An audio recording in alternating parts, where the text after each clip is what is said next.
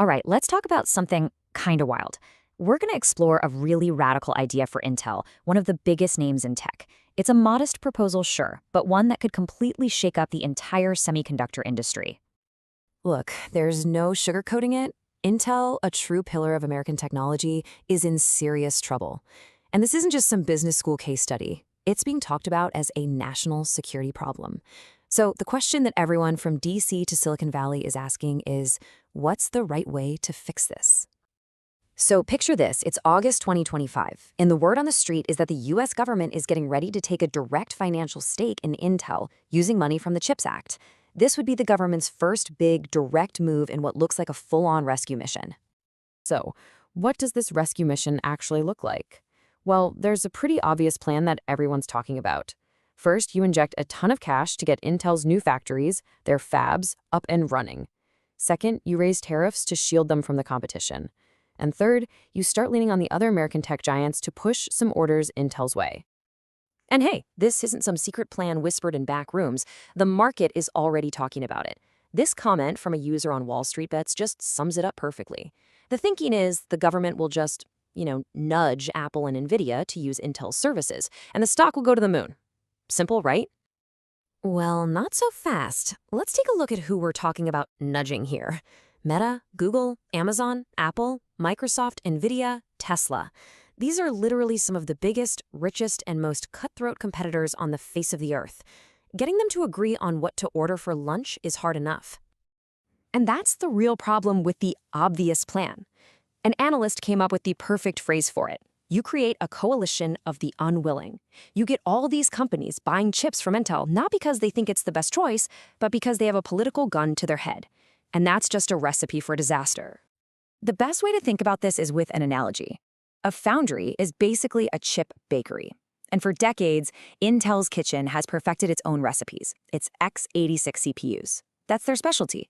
Now we're asking this highly specialized bakery to suddenly start making 7 completely different, unbelievably complex wedding cakes for the 7 pickiest customers in the world.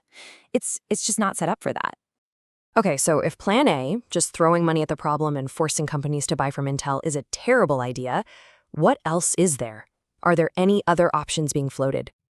Well, a couple of other ideas pop up, but they really don't fit. Some people point to government investment in rare earth mining.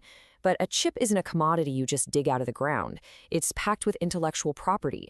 And the scale of money needed is just orders of magnitude different.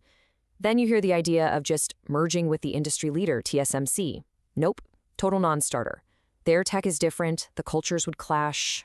It just wouldn't work. Which brings us to the most important question of all. If none of these solutions seem right, maybe we're not asking the right question. What is Intel's real problem?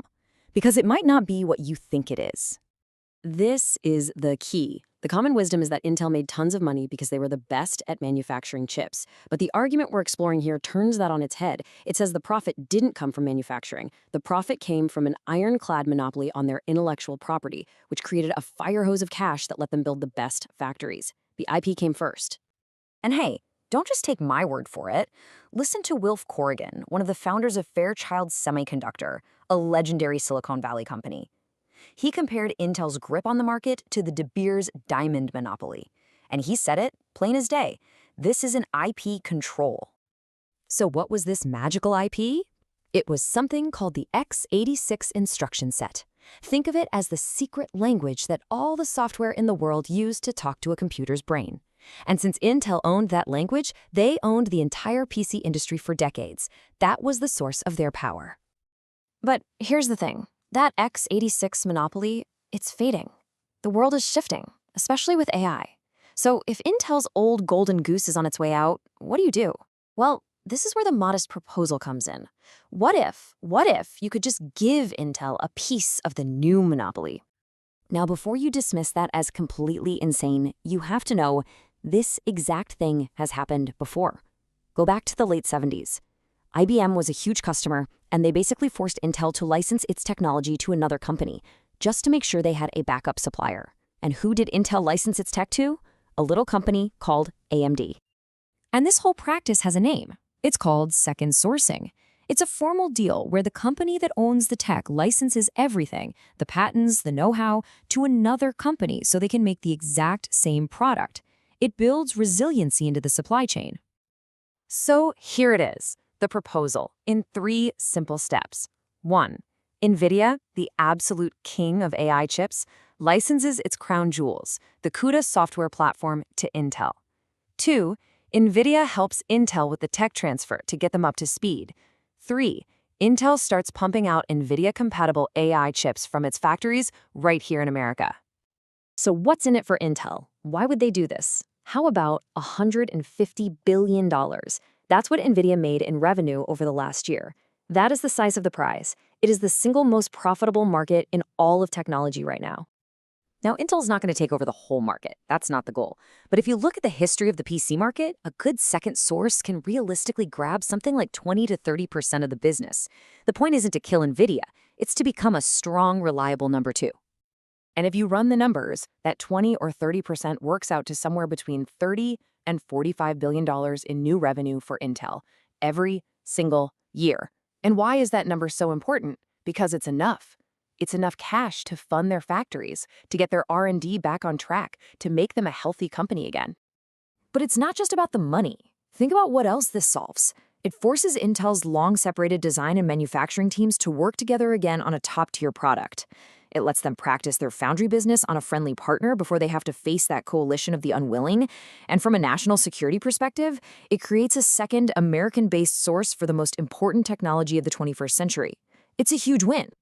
And that's really the heart of it. This isn't just another government bailout. It's not about giving Intel a handout.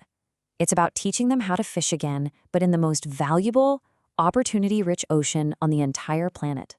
It fixes the fundamental business model. So that's what we're left with. On one hand, you have the obvious solution that's actually full of holes.